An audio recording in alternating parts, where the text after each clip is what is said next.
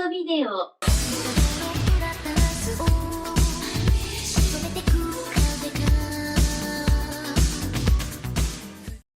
I recently took in a viewing of the new Ryan Gosling movie Project Hail Mary, partially because it was the spring movie getting all the buzz, and partially because I had missed out on seeing similar movies like Gravity, Interstellar, and The Martian on the big screen. Movies set in the vastness of space require vast picture sizes.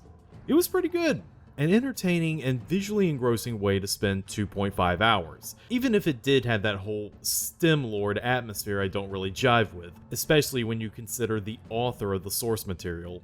But I did come away with some thoughts about how space has been portrayed as a setting over the years. Project Hail Mary is the hardest of the hard sci-fi, so it makes sense that its portrayal of space is grounded in some realism. But that appears to be true with a lot of our science fiction movies released in the past 10 years. Space is still the final frontier, yet it feels like we approach it with increasing mundanity. I don't know if it's because we've accepted how far we can explore space with our level of technology in this epoch, or if it's because we can no longer collectively imagine a bright future for humanity. Even in the most larger-than-life stories, the space setting needs to have some roots in Earthling-level ordinariness to be relatable to people. That's the quality stories strive for these days. And that kinda sucks. Space used to be the place where science fiction can turn into fantasy, a place of exotic planets, strange creatures, and the laws of physics taking a back seat to a wild form of science that is indistinguishable from magic. Space used to be weird, and it's only through our familiarity with the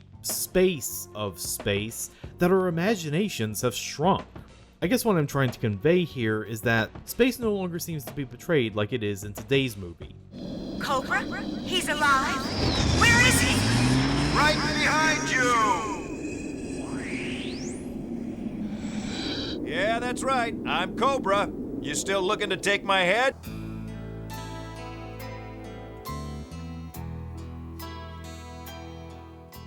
Space bounty hunter Jane Flower has just come to a bar after a fresh kill for a few drinks. One of the barflies, a cigar-chomping blonde-haired man, takes an interest in this beautifully buxom and scantily clad soldier of fortune and decides to flirt. Too bad for him that Miss Flower isn't biting, not even when he drops a killer pickup line that he's actually the space pirate of legend, Cobra. Jane pours cold water on it by saying that's impossible. The real Cobra is said to have been dead for 2 years at this point. You could get hurt pretending to be somebody that you're not. Besides, even if Cobra were alive, you look nothing like him. But this doesn't stop our persistent Casanova, who begins to follow her around like a lost puppy. And good thing too, because after getting ripped off by the local sheriff and having the disembodied head of her kill attack her in her penthouse, yeah, this is the weird space setting I was talking about at the start. Jane figures out that the criminal group known as the Pirates Guild is after her. In their escape, the blonde cruiser reveals there's a lot more to him than just a pretty face,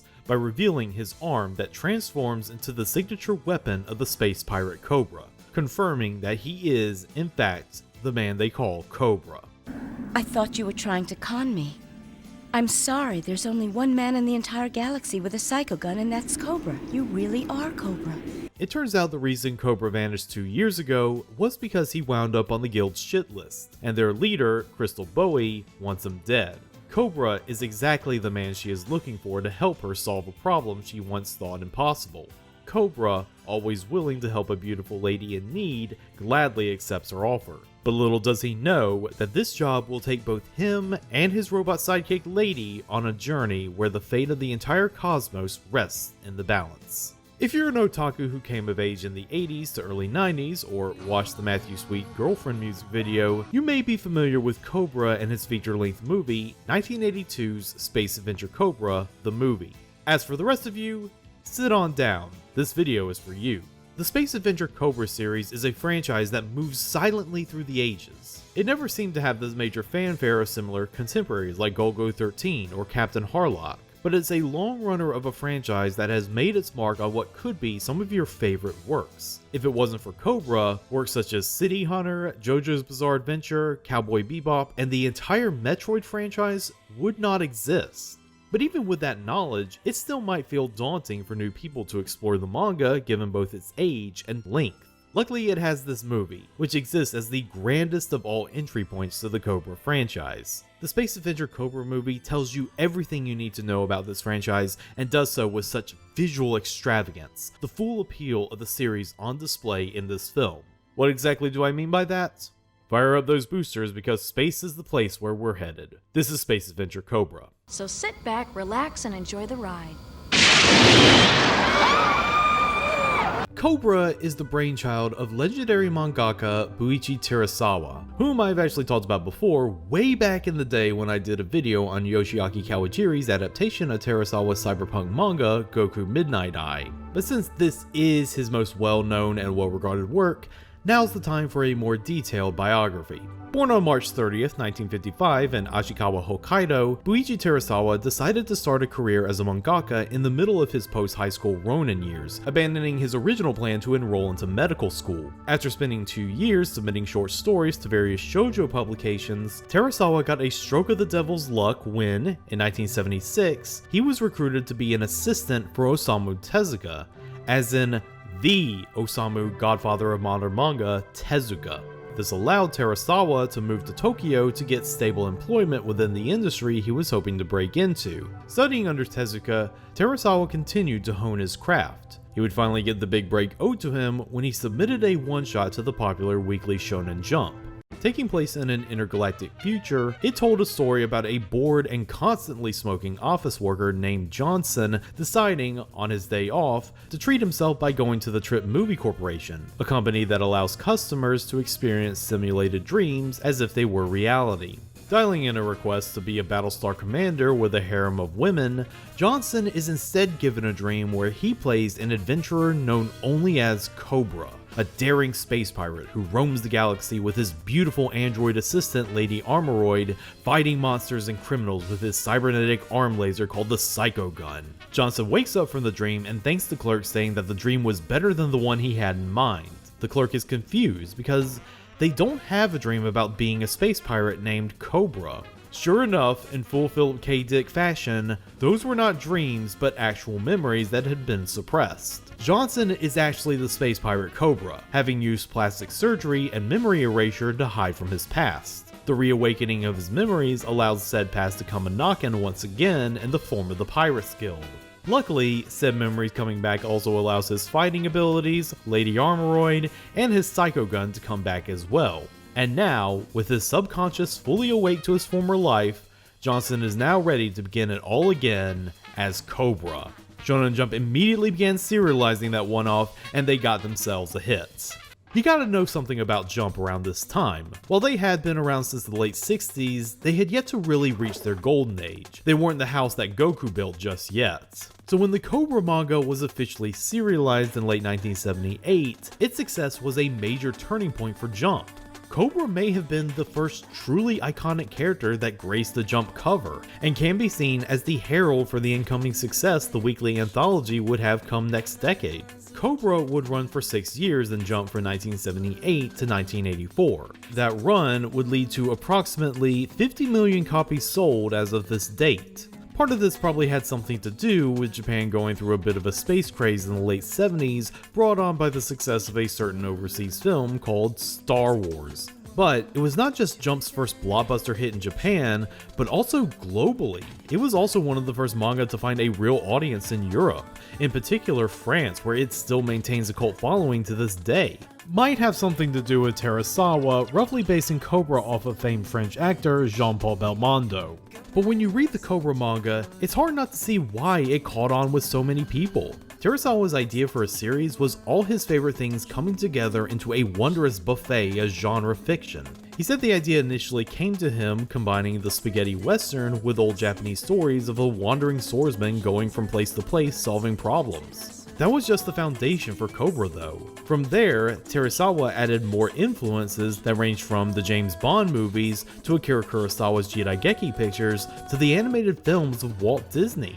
But naturally, his major influences came from the world of sci-fi, specifically the weird sci-fi from the 60s and 70s. For For the setting of Cobra, Terasawa drew inspiration from Star Trek, from René Laloux's Fantastic Planet, and especially from the saucy sci-fi cult classic Barbarella. If you can tell, Jane Fonda in that movie really made an impression on him. But if you ask Terasawa, he would say that his greatest influence on Cobra was his mentor Osamu Tezuka. A lot of his techniques in art and storytelling, including having a star system of reoccurring character designs, were lessons he had learned from his time as Tezuka's assistant. In his own words, Terasawa has said that Cobra might not exist without Tezuka. To me, those influences are key to Cobra's appeal as a manga. It's a sci-fi escapist adventure that embraces the tenets of its genre. It knows it is pulp and plays to that strength. There's always something amazing happening on every page of Cobra, and you'll see images that will make you wonder how Terasawa will top himself when you turn the page. With the manga this spectacular and this successful, it was a no-brainer it would be given a movie adaptation.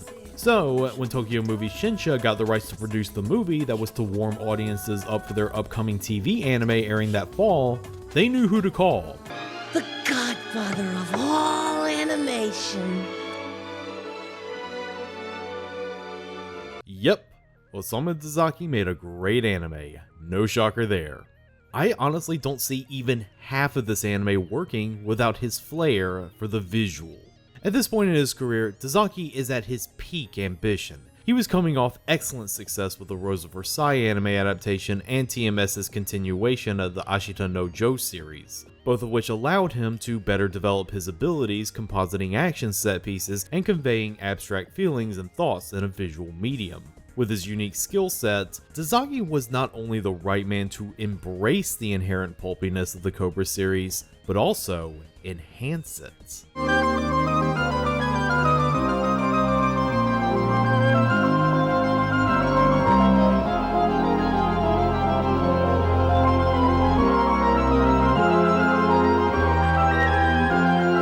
Style is the key word we use when talking about Space Adventure Cobra. From the very first frame of the opening scene, you can tell that the mission statement for Tezuka was to capture the eyes of the audience. Skip to any scene in this anime and there is always something interesting to look at. Even if you think for 1 minute you could be getting bored of what you see on screen, Tezuka and his animators find a way to take you by surprise and snap you back to attention.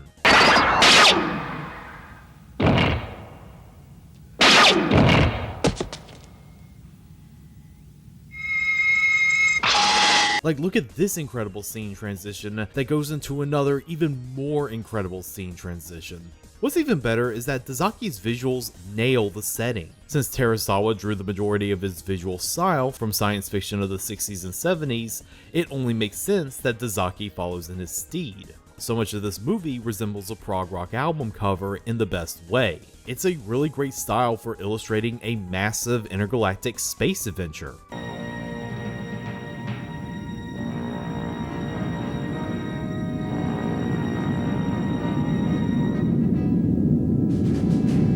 It's not just the big things that make Space Adventure so good though, we gotta hand it to the little things as well. Namely, how the animators perfectly capture the character of Cobra in their animation alone. Cobra definitely comes off as a character Terasawa built from existing parts of other popular male characters of the time. You can see the barrel-chested masculinity of Duke Togo in him, but also the clownish trickster of Lupin III in him as well. But the final product of this recipe ends up being a character that's purely Cobra and Cobra alone. Cobra is a classic rogue, a man who maxed out all of his charisma points, a man with such incredible confidence in his abilities that he can face certain death with a smile on his face and a stinging comeback locked and loaded in his back pocket. Your cleverness shall be your undoing. 3 times our paths have crossed, and 3 times you have escaped death. Your 3rd time was the charm and you blew it. This personality is also conveyed well through his relationship with the fairer sex. He's not a perverted cartoon, nor is he a living power fantasy that has women dropping their panties at the first sight of him. Cobra is a debonair gentleman who likes to chat up the ladies, really get to know him, a quality that fits in with his suave smoothness. Please don't cry. The end of the journey doesn't have to be unpleasant. I'll show you. Of course, there is a hard limit to how far he will go. He's still a character in a shonen manga at this point, remember? The animators do justice to Cobra's personality wonderfully. They imbue his character with such casual charm, slouching through an adventure because he's enjoying every second of it. But when the chips are down, he does have the capability to get serious, and that's when we see his athletic prowess spring into action, showing us an adventurer who is at his peak physically, but still must rely on his wits against inhuman beings who are just better at him at a physiological level. Plus, the animators are not shy in showing what makes Cobra human. Despite all his polished appeal, he can still be a bit of a goof. Sometimes his cocky stride will stumble, or he won't always stick the landing. These are the little touches that shows us that Cobra, despite all the James Bond sheen to him, is still a bit of a lunkhead deep down, and that's what makes him so appealing.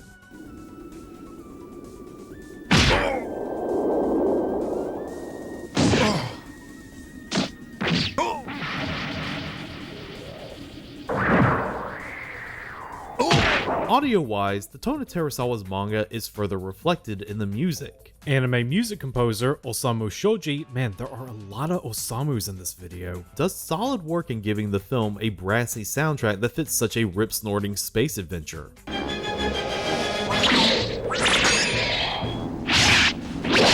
Catch you later. It's been fun. But I also gotta give credit for Manga UK's dub for hiring Swiss electro band Yellow for their soundtrack. You know, the Oh Yeah guys. And boy do they ever make a meal matching sound with visuals. It's a space-age disco of a movie if there ever was one.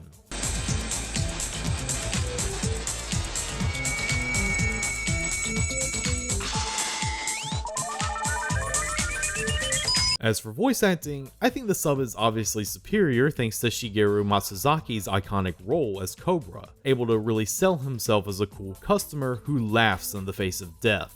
時々狙った獲物が勝ちやっちまってね、何回かちょちょんってやっちまっただけよ。それだけ？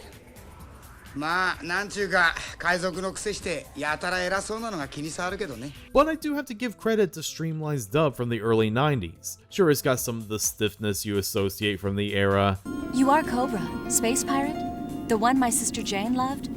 The one who loved her? And there are some nonsensical changing of names, like changing the main antagonist's name from Crystal Bowie to Crystal Boy. Makes him sound like a house DJ. But Cobra's English voice actor, Dan Warren, does just as good a job as Masazaki, playing Cobra as the effortlessly cool guy who's always ready for a snappy comic book style quip. It is in this performance you can honestly see why a character like Cobra would inspire other characters like Spike Spiegel. What's up? Dim your brights, pal. Plus, Warren has the detail of gritting his teeth a little whenever Cobra has a cigar in his mouth. Surprise! Can't keep these damn things lit in the snow. Once again, the little things. Pretty self-evident that Dazaki and his team of animators are the stars of this rodeo, capturing the je ne sais quoi of the Cobra series through the visuals alone. All it really needs to make a true classique du cinema is a masterful story to tie it all together. For the movie, it was decided that it would be adapting the Royal Sisters arc, the first story arc of the Cobra series and its most famous. Cobra is recruited by a bounty hunter named Jane Royal to help rescue her sister Catherine from a prison planet owned by the Pirate Guild. But that actually ends up being a trap because Jane and Catherine, along with their sister Dominique, each have a tattoo on their backs that, when assembled in a chromatic sequence, form a map leading to a legendary treasure stash that also contains the ultimate weapon, a sword that can evolve into any weapon it comes into contact with. And Crystal Bowie wants to find this weapon so his boss, the true leader of the Pirate Guild, Lord Salamander, can use it to conquer the entire galaxy. Definitely a good story to begin a manga like Cobra with its intrepid heroism, constant twists and turns, and intense drama felt throughout. The Royal Sisters arc is an excellent story to sell people on Cobra. But this isn't a one-to-one adaptation of the source material. It does have the same bones of the story arc. Jane asks Cobra to rescue her sister Catherine, and the two become entangled with the Pirate Guild led by Crystal Bowie. But that's really where the similarities end. The story being a lengthy through line where the plot and the events that take place in it get folded into future arcs was greatly modified to fit a 90-minute feature.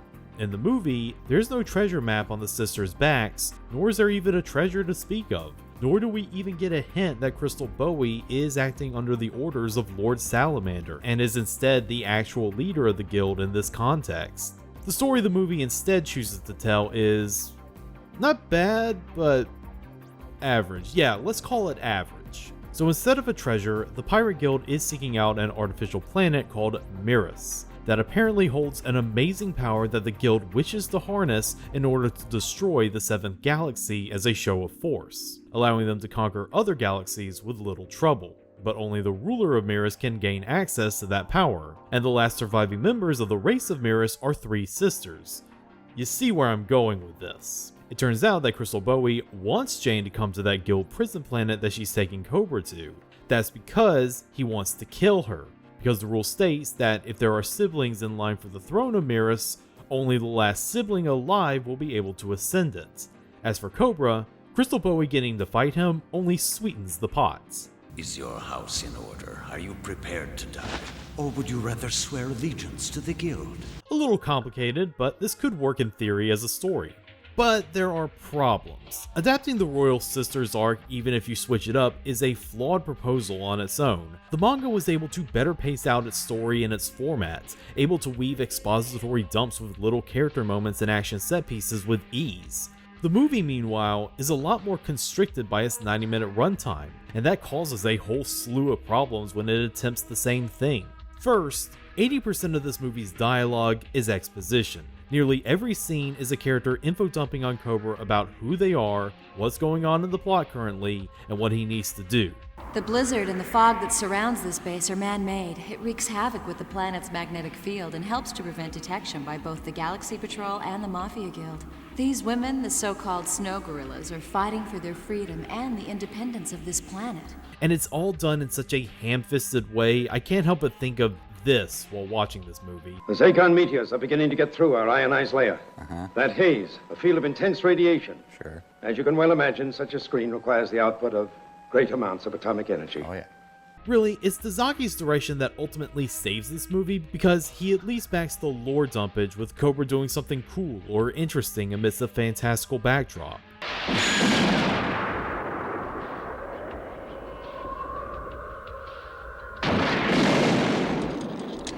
One way is, the one who survives is queen if the other 2 are dead. Second, a lot of what is changed in the story makes it less interesting. Spoiler alert for both the movie and the manga, but all 3 sisters, Jane, Catherine, and Dominique, all meet tragic ends by the end of the original run. Is it fridging?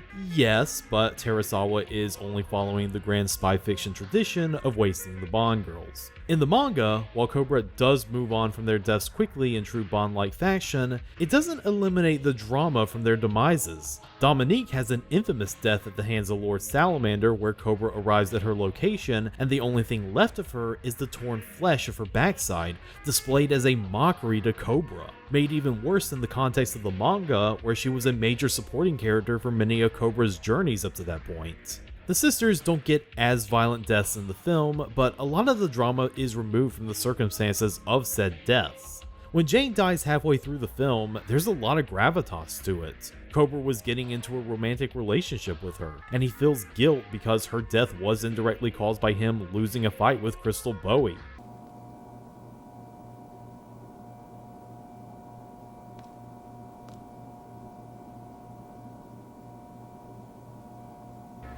But when he's urged to meet with her sister, Dominique, at the urging of the hologram of her mentor, the Yoda-like Professor Toporo, we learn that, thanks to their alien biology, Jane's love and knowledge of Cobra have passed on to Dominique, and she's not that different from her sisters. When Jane died, I received her love for you, and now I will love you as my sister did, and you will love me just as you loved her. How convenient. So when you learn this, it robs the tragedy of their deaths that will only be felt when the last sister, Catherine, dies at the end.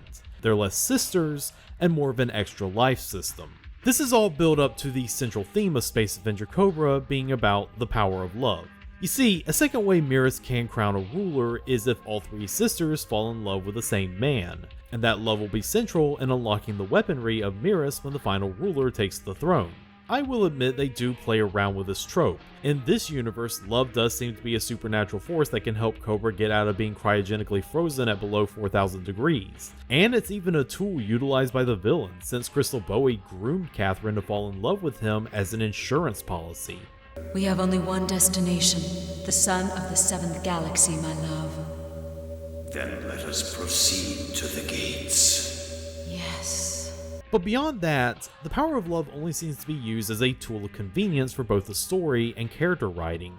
Hey Cobra, did the girl you were fringing bite the big one? No worries, your save file carried over to her sister. And yeah, we know this will tie into the whole 3 sisters fall in love with the same man plot beat, but it doesn't stop the whole romance and power of love angle from feeling shallow. Yes, that's the best word I can describe the story of Cobra. Shallow.